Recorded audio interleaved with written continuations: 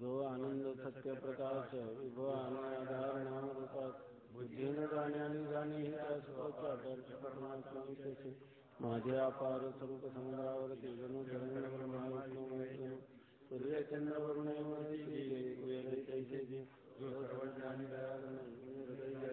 ध्यान ते बुद्धी उपाधी पूर्ण मिथ्या भानमध्ये ते माझे होते अज्ञान भाषेत तसा दुरी परिवेश खायना सर्व संतराचे पुण्य पुरुषे सदैव निष्काम बोध प्राप्ती करणे हृदयावर तुम्ही आहे आत्मार्थकांतरी नमन कवना करावे म्या.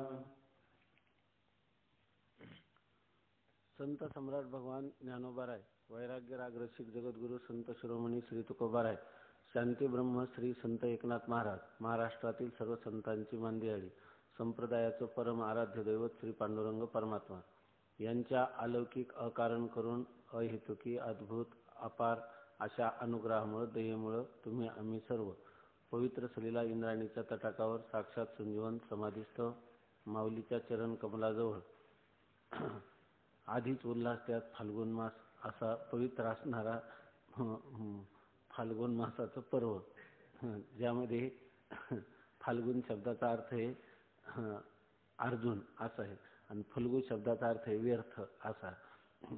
तर आपलं या पवित्र पर्वामध्ये माऊलीच्या चरणाजवळ बसून विचारसागर नावाच्या निश्चल दाज्यकृत ग्रंथाचं चिंतन सातत्याने नित्य निरंतर श्रद्धापूर्वक आस्थापूर्वक आपण करण्याला प्रवृत्त झालो, हा आपल्या जीवनातील परम भाग्याचा क्षण आहे. याचं कारण असं की कठीण योगावनी क्षेम व कविता होतो श्रम.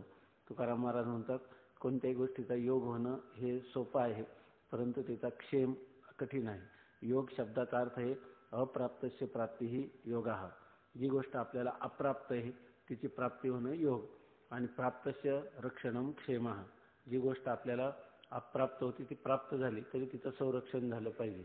त्याप्रमाणे वेदांताचा हा एक प्रकरण ग्रंथ किंवा वेदांतामधील प्रवेश ग्रंथ विचारसागर, तर याद्वारा उपनिषद ब्रह्मसूत्र गीता या हे ग्रंथ मूल ग्रंथ आणि त्याच्यावर झालेल्या अनेक भाष्य किंवा टीका याचा आपल्याला चांगल्या प्रकाराने चिंतनाची दिशा यावी किंवा आपल्याला वेदांताचं मार्मिक रहस्य लक्षात येण्यासाठी आपल्या चिंतनाची दिशा किंवा त्याच्यासाठी लागणाऱ्या ज्या प्रक्रिया आहेत तर त्या प्रक्रिया वेदांत शास्त्राने कशा प्रकारे मान्य केलेल्या आहेत.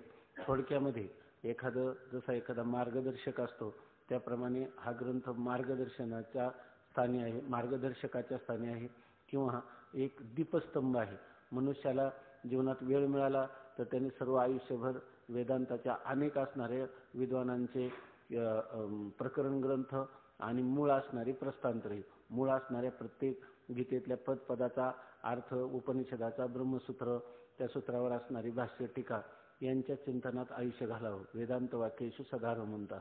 परंतु प्रारब्ध प्राप्त अनेक प्रकारच्या व्यवहारामुळे कोणाला जर वेळ मिळाला नाही तरी सुद्धा सगळ्या वेदांत ग्रंथाचं आलोडन करणाऱ्या पुरुषाला जे फल प्राप्त होईल ते फल केवळ ह्या विचारसागर ग्रंथाच्या बारकाईनं गंभीर अशा केलेल्या वस्तुनिष्ठ चिंतनाने प्राप्त होतं. आणि ते अशा प्रकारच्या ग्रंथामध्ये आपली प्रवृत्ती झाली आणि ज्या अर्थी आपला चौथ्या तरंगामध्ये प्रवेश झाला त्या अर्थी त्याचा जसा योग झाला तसा क्षेम होण्याच्याही आपण मार्गावर आहोत, म्हणून आपण भाग्यवान आहोत. दुसरी गोष्ट अशी की आपण जिवंत आहोत हे भाग्य हेच आहे त्याच्यासाठी. कारण शंकराचार्य प्रार्थना करतात आयुर्नश्यति पश्यताम प्रतिदिनम याति क्षयम यौवनम प्रत्यायांति गताः पुनर्न दिवसः कालो जगद्भक्षकः लक्ष्मी स्तोय तरंग भंग चपला विद्युच्चलम जीवितम तस्मान माम शरणागतम शरणद तो रक्ष रक्षाधुना. भगवान शंकराचार्य भगवंताच्या पुढे प्रार्थना करतात की आयुर्नश्यति पश्यताम प्रतिदिनम, पश्यताम असं पहा की आयुः प्रतिदिनम नश्यती, प्रत्येक दिवशी आयुष्याचा नाश होत आहे.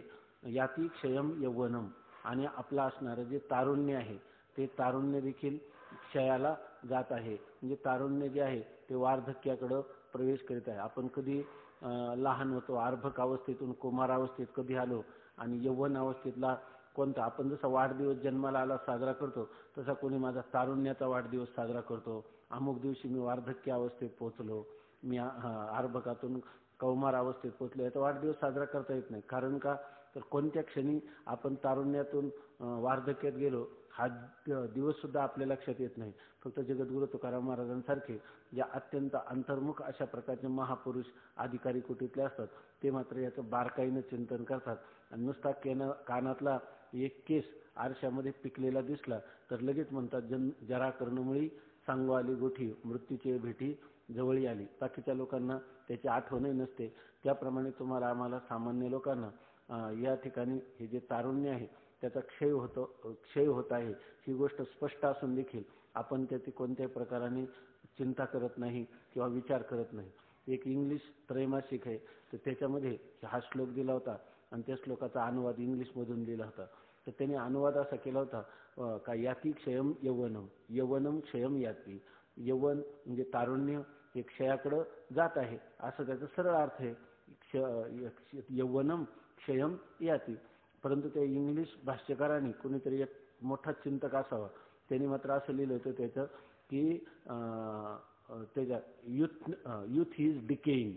युथ म्हणजे तारुण्य आणि क्षय नाही, डिकेईंग सडतंय असं लिहिलं. तारुण्य सडतंय याचा अर्थ सडतं कोणतं. एखादा पदार्थ आंबा आहे तो जो आंबा खाल्ला नाही आहे त्या स्थितीत काही दिवस राहिला त्याची उपयोगिता तर होत नाही, सडून तो उकिरड्यावर जातो.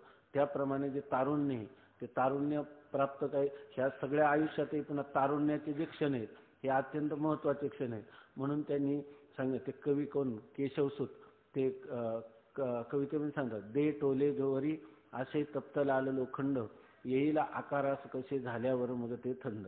जोपर्यंत आपल्या ठिकाणी हे ते सांगतात लोखंड आहे आणि ते तप्त झालेले आता त्याला तुम्ही जो आकार त्याची पहार बनवू शकता, विळा बनवू शकता, शस्त्र बनवू शकता, त्याचा दुसरं काही आसरं बनवू शकता, त्याची जी काही उपयोगी असणारी साधनं ते काही पण बनवू शकता, त्याचा तवा बनवू शकता भाकरी भाजण्यासाठी आहे की नाही. त्याप्रमाणे हे जे तारुण्याचे क्षण आहेत त्याची उपयोगिता झाली नाही तर युथ इज डिकेईंग म्हणजे ते तारुण्य सडत आहे असा त्याने अर्थ केला.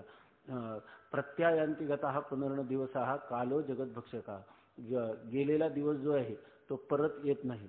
प्रत्यायांती गतः पुन्हा न का जो दिवस गेलेला आहे तो परत येत नाही. आणि हा काळ जो आहे तर कालो जगद्भक्षका हा जो काल आहे हा सगळ्या जगताचा भक्षण करण्यासाठी प्रवृत्त झालेला आहे. माऊलींची 11व्या अध्यायात ओळी पाहा केवढा पसरलासे चवडा करोनिया माझी वडा आकार गज. जगातातला केवढाही आकार असू द्या पण काळ त्याचा ग्रास घेण्यासाठी टपून बसलेला आहे. माऊली म्हणतात आपलं तुकोबाराय म्हणतात काय अवघाचे आकार ग्रास येला काळे एकची निराळे हरीचे नाम. भगवंताचं नाम सोडलं तर सगळंच्या सगळं काळाचं खाद्य आहे, काळ सगळं ग्रस्त करीत आहे अशा प्रकारची स्थिती आहे. फक्त या ठिकाणी ते म्हणतात की अशा प्रकारची स्थिती आहे की काळ हा कालो जगत भक्षक हा.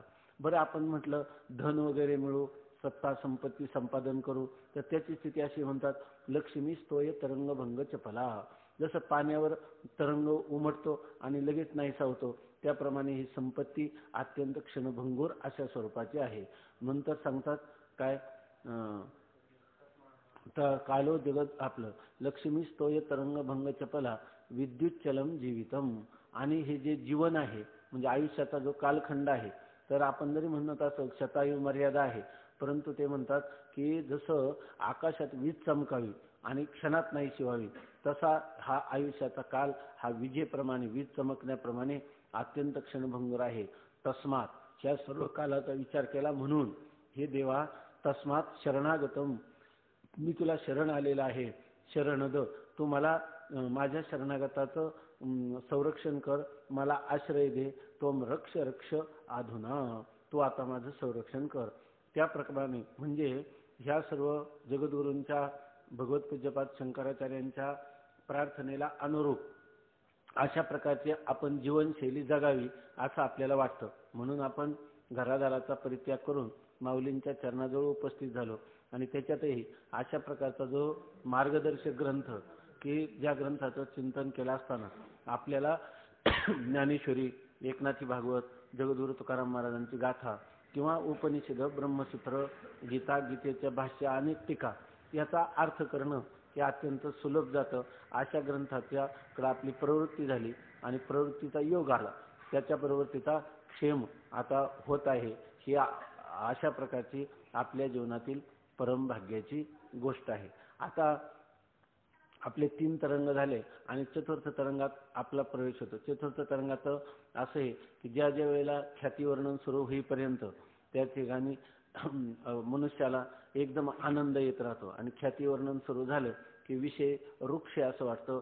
बुद्धीला तो विषय आपल्या कळत नाही, बुद्धीवर आरूढ होत नाही. म्हणून आता याच्या पुढे कळतच नाही तर आपण जाऊन तरी काय करायचं, नुसतं तासभर बसायचं का तिथं जाऊन, त्यापेक्षा न गेलेलं चांगलं. म्हणून कधीही श्रोतृवृंदामध्ये ओटी सुरू होण्याचा काल म्हणजे ख्यातीवर्णन आणि ते ख्यातीवर्णन आपल्याला आता सुरू झालेलं आहे.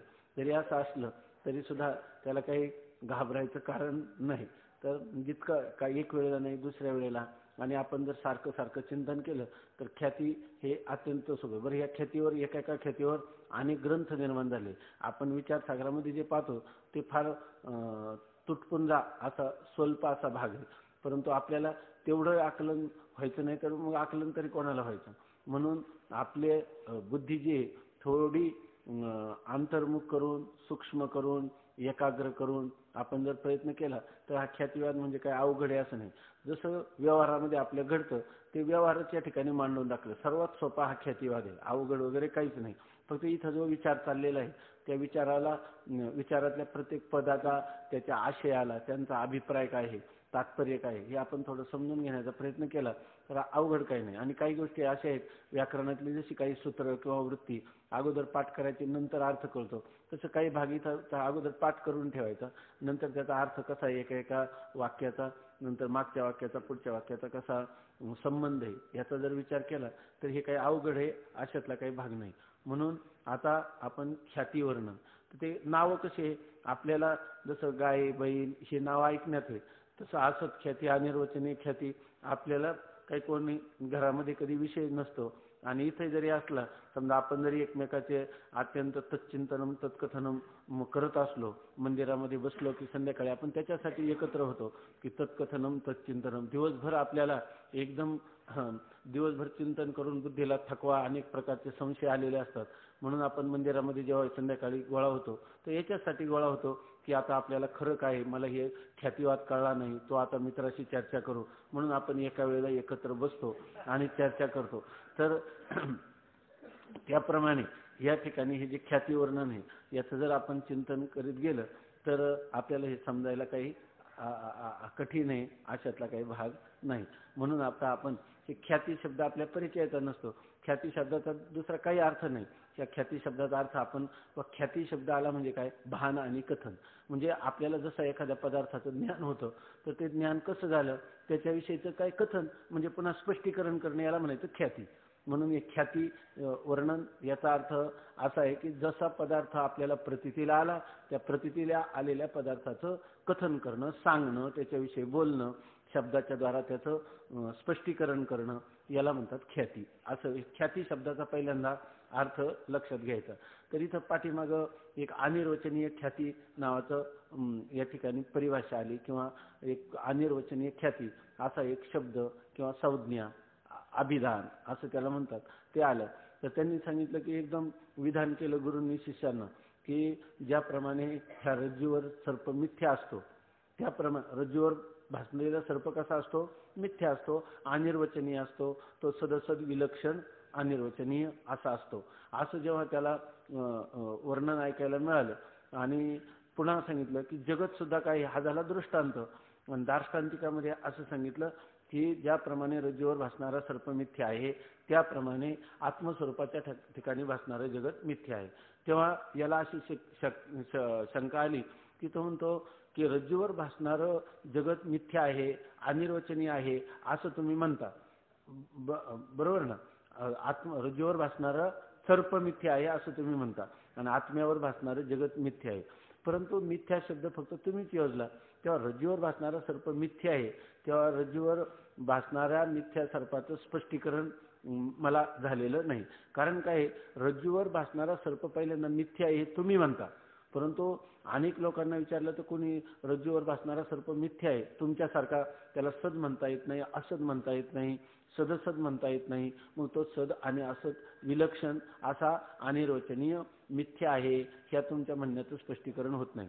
कारण मला आतापर्यंत तुम्हीच असे एकमेवाद्वितीय दिसता, एकटेच दिसता की रज्जूवर सर्प मिथ्या आहे. अनेक जणांना विचारलं तर त्यांच्यामध्ये रज्जूवर भासणारा सर्प मिथ्या आहे असं कोणीही म्हणत नाही. मग मिथ्या नाही तर मग लोक म्हणतात तरी काय, गुरुजी मी तुमच्याजवळ जर बसलो आणि तुम्ही मिथ्या सांगावं मी लगेच ऐकावं असं नाही. मी बहुश्रुत आहे, मी अनेक लोकांची चर्चा केलेली आहे, अनेक लोकांच्या व्यवहाराचं निरीक्षण केलेलं आहे, त्यांच्याबरोबर चांगल्या प्रकारचा संवाद साधलेला आहे. आणि नुसतं दुसऱ्यांचं घेतो आणि तुम्हाला सांगतो असं नाही, तर मी स्वतःही त्याविषयी विचार केलेला आहे. म्हणून असा जो शिष्य आहे तो गुरुजींना शंका करतो की मला रज्जू सर्पाचा दृष्टांतच पहिल्यांदा नीट समजून सांगा. रज्जू सर्पाच्या दृष्टांतामध्ये रज्जूवर सर्प मुळी भासतोच कसा याचंही मला स्पष्टीकरण करून सांगा. आणि जर मला समाधान झालं की रज्जूवर भासणारा सर्प हा मिथ्या आहे, तर मला आत्मेच्याच ठिकाणी भासणारं जगत मिथ्या कसं आहे हेही माझ्या लक्षात येईल. परंतु पहिल्या रज्जूच्या ठिकाणी सर्प जो मिथ्या सांगता, तो मिथ्या सांगणारा सर्प सगळे दुनियातल्या लोकांना विचारलं तर सगळे रज्जूवरचा सर्प मिथ्या आहे असं मुळी मानितच नाही. मग तुम्ही म्हणाल की रज्जूवरचा सर्प मिथ्या मानत नाही तर मग ते काय सत्य मानतात का?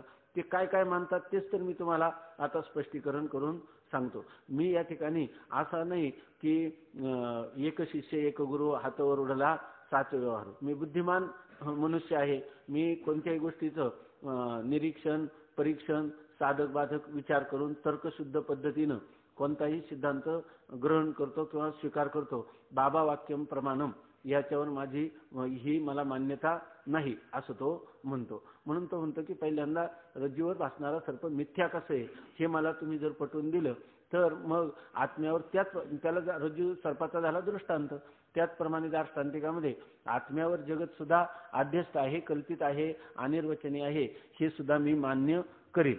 परंतु इतर लोकांशी मी जेव्हा चर्चा केली तेव्हा त्यांनी रज्जूवर भासलेला सर्प हा मिथ्या आहे असं सांगितलेलं नाही. मग त्यांनी काही त्याचं स्पष्टीकरण केलेलं आहे. म्हणजे याचा अर्थ असे की ज्या वेळेला इतर आपण एक साधना करणं, जप करणं, तप करणं, एकांतवास करणं, व्रत वैकल्य करणं ही वेगळी गोष्ट आहे. याला श्रद्धापूर्वक शास्त्र जे सांगेल त्याप्रमाणे केली पाहिजे. पण जेव्हा विचाराचा प्रांत सुरू होतो, सत्य काय आहे त्याच्याविषयीचं शोधन किंवा त्याला सत्यान्वेषण असं म्हणतात, तर सत्यान्वेषणाच्या प्रांतामध्ये काही विचारा वाचून न पाहिजे समाधान.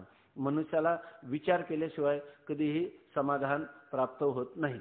मग त्या विचाराची दिशा साधारणपणे विचार कोणत्या संबंधात असतात, तर विचार या संबंधात आहे की काय जगत काय काय सदा विचारे तस्मात जगत जीव परात्मनः जीव भाव जगत भाव बाधे स्वात्मैव शिष्यते. पंचदशीकार म्हणतात की विचार करायचा माणसाने, पण कोणता विचार करायचा, दुसरा विचार करून उपयोगही नाही. निरर्थक विचार करायचा नाही आणि अनर्थक विचार करायचा नाही, जेणेकरून अनर्थ होईल हाही विचार करणं किंवा काल आपला निष्फळ जाईल असाही उपयोग नाही. विचार करिता काय वाया जाय काळ लतिकेचे मुळं फजितीचे असाही विचार करून उपयोग नाही.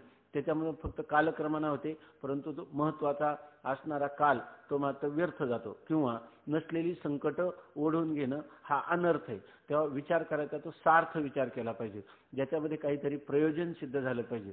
सिद्ध झालं पाहिजे म्हणजे कोणतं प्रयोजन, अवांतर प्रयोजन का परम प्रयोजन?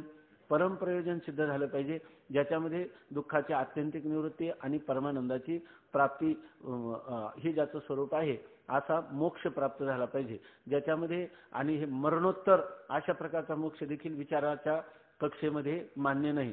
त्या ठिकाणी याची देही याची डोळा भोगू मुक्तीचा सोहळा याच देहामध्ये म्हणजे इह एव या ठिकाणी या जन्मामध्ये देह पडण्यापूर्वीच आपल्याला याच ठिकाणी जीवनमुक्त अवस्था प्राप्त झाली पाहिजे. देहपातानंतर विदेह कैवल्य प्राप्त झालं पाहिजे. आणि त्याच्यानंतर तुका म्हणे एका मरणीची सरे उत्तमची उरे कीर्ती मागे. आता काय बीज भाजूनी केली लाही आम्हा जन्म मरण नाही. मरण माझे मरोनी गेले मज केले अमर. ठाव पुसिले बुड पुसिले ओस ओसले देवभाव. अशा प्रकारची जी स्थिती जी ती आपल्याला प्राप्त झाली पाहिजे, अशा प्रकारचा विचार केला पाहिजे. तर हा विचार करण्याची एक दिशा आहे. जसं मैलाचे दगड असतात, ते सांगतात की यापासून पुणे 20 किलोमीटर, पुढे गेल्यावर सांगतात 10 किलोमीटर.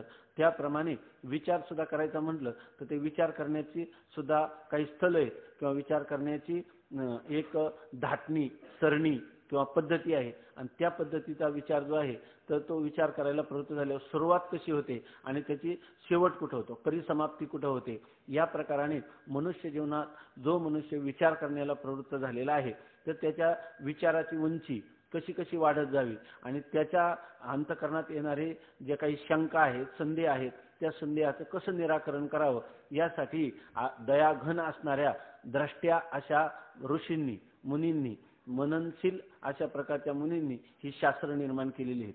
आणि त्या शास्त्रामध्ये विचाराची पद्धती सांगितली. थोडक्यात काय तर त्याच्यामध्ये तो विचार कशाविषयी करावा याविषयी आपलं चाललं होतं. सदा विचार आहे तस्मात, म्हणून मनुष्याने नित्य विचार करायचा. तो कशाचा करायचा? जगत जीव परात्मनः. एक तर हे जगत म्हणजे काय आहे, नेमका जीव काय आहे आणि परमात्मा काय आहे. जगत जीव परात्मनः. आणि मग करत असताना त्या विचाराच्या आणखीन एक दिशा आहे. ती कशी? जीव भाव जगत भाव बाधे. तर या ठिकाणी जीवाचं जीवत्व आणि जगत हे काय झालं पाहिजे? मिथ्यात बाद झाला पाहिजे, म्हणजे ते मिथ्या ठरलं पाहिजे. आणि स्वात्मैव अवशिष्यते. आणि उर्वरित कोण राहिला पाहिजे? आत्मा. आत्मा म्हणजे कोण? मी. फक्त मीच राहिला पाहिजे. तुका म्हणे तूच खरा, येर वावगा पसारा. असं जर झालं तर आपल्या जीवनाची दिशा, विचाराची दिशा ही योग्य आहे.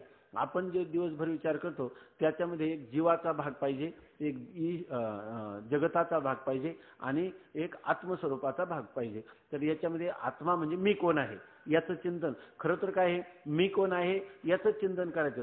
जीवाचं चिंतन करणं आवश्यक आहे असं नाही, जगताचं चिंतन करणं आवश्यक आहे असं नाही, पण का करणं फार आवश्यक होतं. शास्त्र जर पाहिलं तर सारखं जीवाचं आणि जगताचं चिंतन केले आणि त्याच्या बाधाचंच चिंतन केले आणि आत्म्याविषयी काही बोलताच येत नाही. कारण आत्मा काय? श्रुती नेती नेती म्हणती गोविंद रे. बोलायचंच झालं तर काय करावं लागतं? हे जगत आणि जीवाविषयीच बोलावं लागतं. परंतु कशासाठी बोलायचं? जगत आणि जीव खोटा कसा आहे हे जर आपलं कळलं तर खाली काय होतं? खोट्या पदार्थाचं. सर्प खोटा आहे कळलं तर काही राहतं खाली फक्त रज्जूच राहतं, आहे की नाही. आणि सर्प खोटा कधी कळतो? रज्जू खरी हे कळलं तर, आहे की नाही. म्हणजे या ठिकाणी आत्मा, जीवात्मा, परमात्मा यांचाच विचार करायचा. जीवात्मा, परमात्मा आणि जगत. आता तुम्ही म्हणाल मग जगताचा विचार कशासाठी करायचा? तर त्याचं कारण असे की आगापै पंडू कुमारा येता स्वरूपाची घरा करी तसे आडवारा विश्वाभासू जो. आपण जर आपल्या स्वरूपामध्ये प्रविष्ट व्हायला लागलो तर स्वरूपाचा विचार करताना हा जीव जो आहे, आपलं जगत जे आहे ते त्याला काय येतं? आडसर म्हणून येतं, प्रतिबंध म्हणून करतं. तेव्हा प्रतिबंधक असणाऱ्या जगताची निवृत्ती झाली पाहिजे. म्हणजे जगताची निवृत्ती करायला ते सत्य असतं तर कोणत्या क्रियेने आपण केले असते, आहे की नाही. सत्य सर्प असला तर आपण भाला, शस्त्र, कशाने तरी मंत्र तंत्राने त्याची निवृत्ती करू शकतो. पण रज्जूवर भासलेला जर खोटा सर्प असेल तर खोट्या सर्पाचं निवृत्ती करण्याला आपल्याजवळ काय साधन आहे? तो मंत्रातंत्राने निवृत्त होणार नाही, भालाभरचीनं निवृत्त होणार नाही. त्याला एकच आहे की मंदांधकारामध्ये रज्जूवर भासलेला जो सर्प आहे त्याची निवृत्ती करायची असेल तर हातात दिवा घेणं किंवा एखादी बॅटरी घेणं आणि रज्जूचं ज्ञान करून घेणं. रज्जूचं ज्ञान झालं की सर्पाची निवृत्ती होते. सर्पाची निवृत्ती होते म्हणजे काय होतं? तर सर्पाच्या म्हणजे त्रैकालिक अत्यंता भावाचा निश्चय होतो. अहो रज्जू अगोदर काय म्हणता? सर्प आहे, भ्याला, पळाला, गुडघे नाक फुटलंय. आणि जेव्हा एखाद्या दयाळू पुरुषाने त्याला त्या रज्जूचं ज्ञान करून दिलं त्यावेळेला तो हसायला लागला. आणि तो काय म्हणतो? त्यावेळेला तो काय म्हणतो? सर्प गेला म्हणतो का? अहो कारण नसताना मला या ठिकाणी सर्प भासला, तो खरा वाटला, मला त्याच्यापासून भयकंपादी निर्माण झाले, त्याचं अनर्थ म्हणून मला माझे गुडघे फुटले, नाक फुटला असं तो म्हणायला लागतो. आणि ही गोष्ट सगळी कशाने सांगतो? हसत सांगतो, आहे की नाही. आणि मग तो काय म्हणतो? सर्प मला प्रतीतीला येण्याच्या पूर्वी नव्हता, आहे की नाही. बरोबर. रज्जूचं जेव्हा ज्ञान झालं तेव्हाही नाही, आणि मग जेव्हा मला भासला तेव्हाच त्या ठिकाणी होता असं म्हणतो का? तेव्हाही नव्हता असं समजतो. म्हणजे त्याच्या दृष्टीनं काय होतं? रज्जूच्या ठिकाणी सर्पाच्या त्रैकालिक अत्यंताभावाचा निश्चय होतो. तिन्ही कालात सर्प नाही. म्हणजे याचा अर्थ का? तर तो खोटा पदार्थ आहे. खोटा पदार्थाचा नाश होतो का? खोटा पदार्थ खोटा आहे कळणं हाच त्याचा नाश आहे. म्हणजे बाध निश्चय. हाच त्याचा नाश आहे. म्हणून शास्त्रकार म्हणतात काय ना प्रतीती तयोर बाधा किंतु दृढ मिथ्यात्व निश्चय. त्याची अप्रतीती व्हायला पाहिजे का सर्पाची, का त्याच्याविषयी दृढ मिथ्यात्व निश्चय व्हायला पाहिजे? दृढ मिथ्यात्व निश्चय व्हायला पाहिजे. आपलं चिंतन याच्यासाठी चाललंय की अशा प्रकाराने मनुष्य जेव्हा विचाराला लागतो तर विचार कशाचा करायचा? जीव, जगत आणि परमात्मा यांचा विचार करायचा. आणि जीवभाव आणि जगतभाव हे कसे खोटे आहेत याचा विचार करायचा. नाहीतर विचाराला लागला आणि जगत सत्य आहे असं ठरवलं, जीव सत्य आहे असं ठरवलं, तर याला विचार म्हणायला तयार नाही. शास्त्रकार किंवा जे खरे सत्याचे शोधक आहे ते त्याला त्याला विचारी पुरुष आहे असं म्हणायला तयार नाही. तो कसा आहे? विचाराच्या नावाखाली अविचारच आहे आणि विचाराची दिशा सुद्धा चुकीचीच आहे. बरोबर दिशा आपलं चाललेलं चिंतन ते योग्य दिशेने चाललंय असं आपण कधी म्हणू शकतो?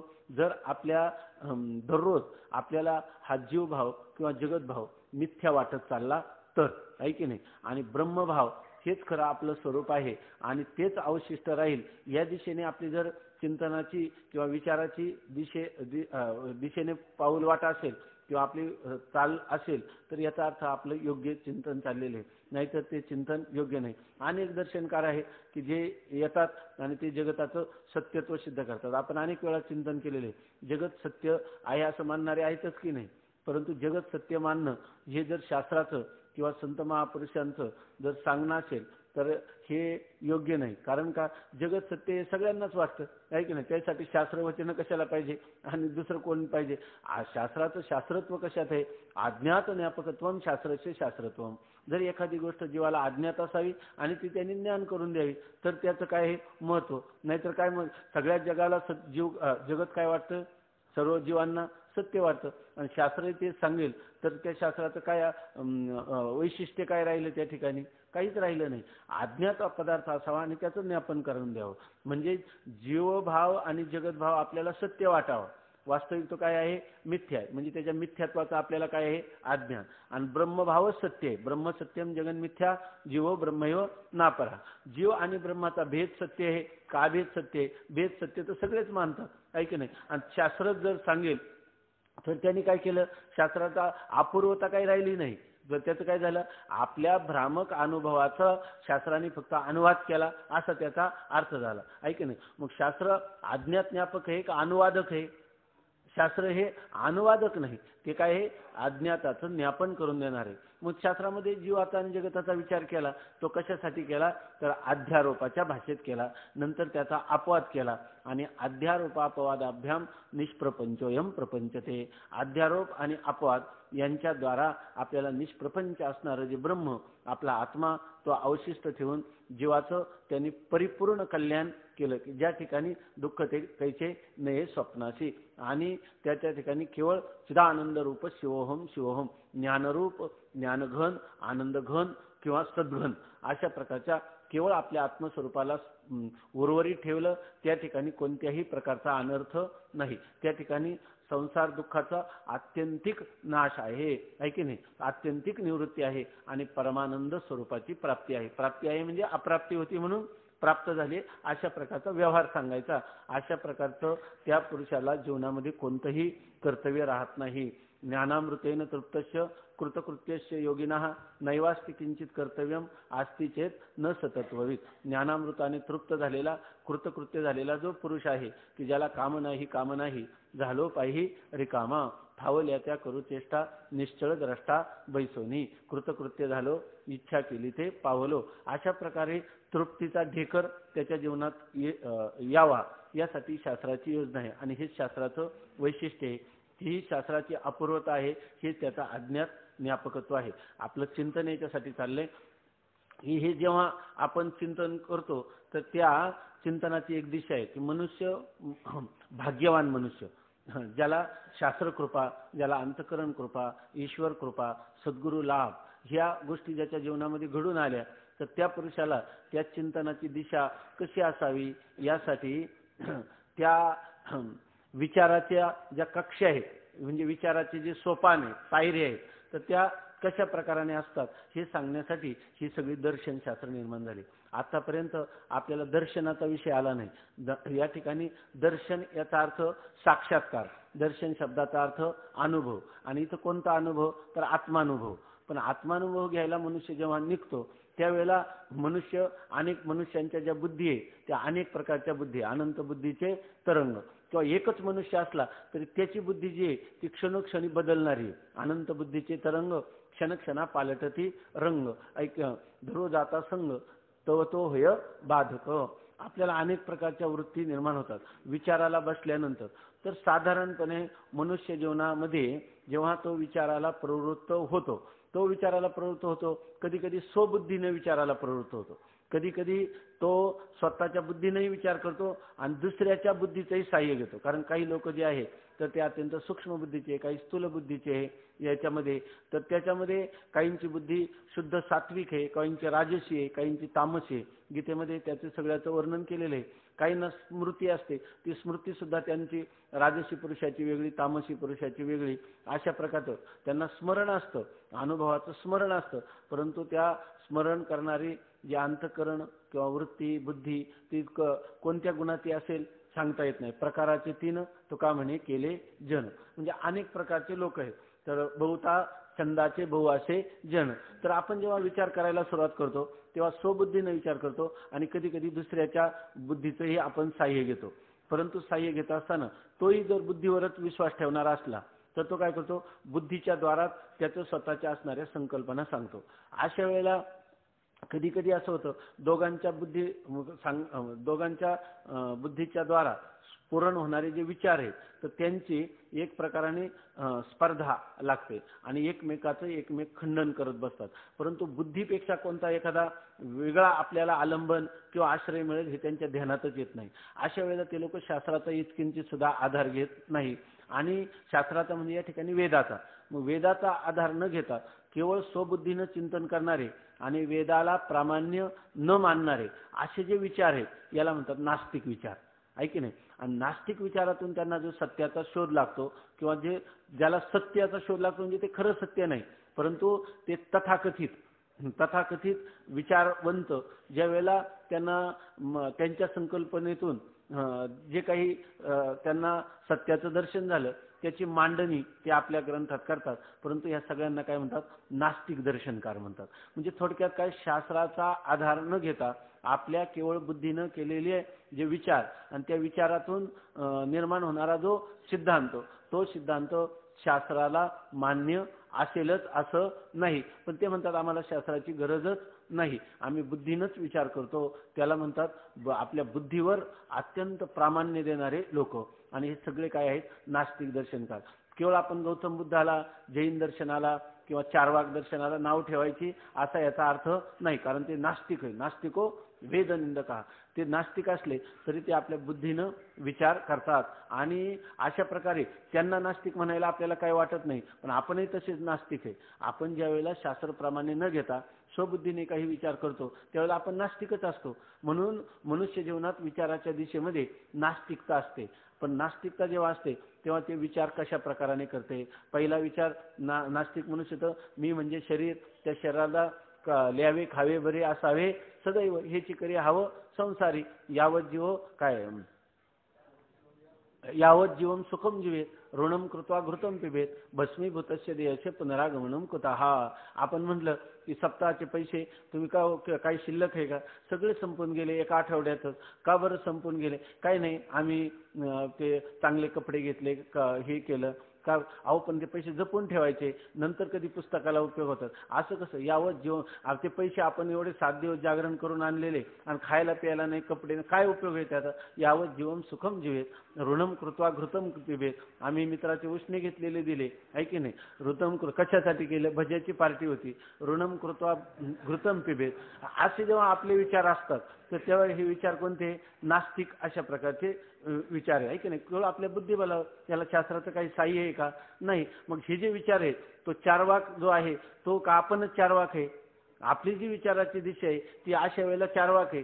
हे म्हणजे वेदांत विचार करणारा मनुष्य ज्या वेळेला अशी जीवनशैली जगतो त्यावेळेला त्याचे विचार कोणते, चारवाकाचेच विचार आहे की नाही. मग हा जो आपल्या जीवनातला एक अविभाज्य भाग आहे विचारामध्ये, चारवाकाचा जो भाग आहे की चारू वाक सुंदर बोलतात. सुंदर बोलतात म्हणजे काय? देहानाम आत्मा, देह म्हणजेच काय आहे? आत्मा. आणि ईश्वर पाषाण प्रतिमा, या पर्वती प्रमा ढळून येणे. ईश्वर म्हणजे पाषाणाची प्रतिमा आहे, देह म्हणजे काय आहे? आत्मा. आणि या पर्वती, याच्या पलीकडे प्रमा म्हणजे त्याची बुद्धी ढळतच नाही. मग हा विचार कोणता आहे? चार्वाकच विचार आहे की नाही? म्हणून हाही विचार आपल्याला माहित पाहिजे की हा जो आपल्या अंतःकरणात स्फुरण होणारा हा विचार, हा नास्तिकतेला, शास्त्र प्रामाण्याला, नास्तिकतेला धरून आहे, शास्त्र प्रामाण्याला धरून नाही. म्हणून ह्यात आपलं चिंतन याच्यासाठी चाललंय की आपल्याला दर्शनशास्त्रांचा अभ्यास करणं हे फार आवश्यक आहे. आपल्या चांगल्या प्रकाराने जरी याच्यामध्ये थोडक्यात असलं तरी आपल्या जीवन ध्येय म्हणून असं असलं पाहिजे की चार्वाक दर्शन म्हणजे काय आहे, जैन दर्शन म्हणजे काय आहे, नेमकी यांची धारणा कशी आहे, यांच्या संकल्पना कशा आहे, यांना जीव म्हणजे नेमकं काय म्हणायचंय, जगत म्हणजे काय म्हणायचंय, यांना आत्म्याचं स्वरूप कसं सांगायचंय. तर ह्याविषयी आपले विचार आणि त्यांचे विचार कुठं जुळतात, कुठं त्या विचारांच्या मध्ये अंतर आहे, या दृष्टीनं आपण चिंतन केलं पाहिजे. म्हणून आपण माऊलींनी ह्या दर्शनाचा इतका विचार केलेला आहे. आपल्याला काय वाटतं, काही लोक म्हणतात की आम्ही ज्ञानेश्वरी वाचतो, दर्शनशास्त्रात अभ्यास करण्याची काय गरज आहे? पण ज्या ज्ञानेश्वरीच्या चिंतनामध्ये मंगलाचरणामध्येच माऊली म्हणतात, देखा षडदर्शने मणिपती, तेची भुजांची आकृती, म्हणून विसंवादे धरिती आयुधे हाती, तरी तर्कुतोची फरशू नीती भेदव अंकुशू, वेदांत तो महारसू मोदकू मिळवे, एके हाती दंतू, जो स्वभावता खंडितो, तो बौद्ध मत संकेतो वार्तिकांचा, मग सहजे सत्कार वादू, तो पद्म करू वरदू, धर्म प्रतिष्ठा तो सिद्धो अभय असतो, देखा विवेकवंतू सुमळू, तोची शुंडा दंडू सरळू, जेथ परमानंदू केवळू महासुखाद. एक कुठं राहिलं ना, हा, संवाद तोची दशनू, समता शुभ्र वर्णू, देवो उन्मेष सूक्ष्म क्षणू विघ्न राजू. हा, मद अवगमलिया दोन्ही, मीमांसा श्रवणस्थानी, बोध मदामृत मुनी आली शिविती. सगळे मीमांसा दर्शन आले की नाही, सांख्य दर्शन आले की नाही, याचा अर्थ ज्या सगळ्या दर्शनाच्या ज्या काही संकल्पना आहेत त्या संकल्पना आपल्याला चांगल्या प्रकारे ज्ञात असणं आवश्यक आहे. ज्या मनुष्याला दर्शनशास्त्राचं ज्ञान आहे त्याच्या विचाराची पद्धती ही निर्दुष्ट राहू शकते आणि त्याला वेदांतामध्ये त्याला निस्संदेह अशा प्रकारचं ज्ञान होऊ शकतं. म्हणून दर्शनशास्त्राचा अभ्यास करणं आवश्यक आहे. काही आता परीक्षेमध्ये समजा ख्यातिवादाचा परिच्छेद सोडून दिला तरी आपल्याला 50 पैकी 40 मार्क पडणारच आहे. परंतु ह्या परीक्षेत जरी आपल्याला आपण काही नापास होणार नाही किंवा कोणी न करता देखील पाठ केलं तर 50 पैकी 50 पण मिळणारच आहे. परंतु आपल्याला खरी परीक्षा काहीही नाही. आपल्याला जी परीक्षा द्यायची ती विचाराच्या द्वारा आपल्या आत्मस्वरूपामध्ये स्थिती, तदा द्रष्टो स्वरूपे अवस्थानम, ही परीक्षा देण्यासाठी आपण तो विचार केल्याशिवाय राहतच नाही. मनुष्य असा कधीच नाही का तो विचारा वाचून राहतो. फक्त त्या विचाराची दिशा चुकीची असू शकते, अन्यथा विचार करतो, निरर्थक विचार करतो, अनर्थक विचार करतो, सार्थक विचार करतो. तर सार्थ विचार करण्याची दिशा या दर्शनशास्त्राच्या अभ्यासाने मनुष्याची बुद्धी जी आहे ती परिपक्व होते, प्रौढ होते आणि त्या प्रौढ विचाराने मनुष्याला वेदांताचं जे चिंतन आहे त्या चिंतनामध्ये सहज प्रवेश होतो. आणि शिवाय ह्या इतर शास्त्रांमध्ये कसे कसे दोष आहे याचा विचार आला, मांडणीच अशी केलेली.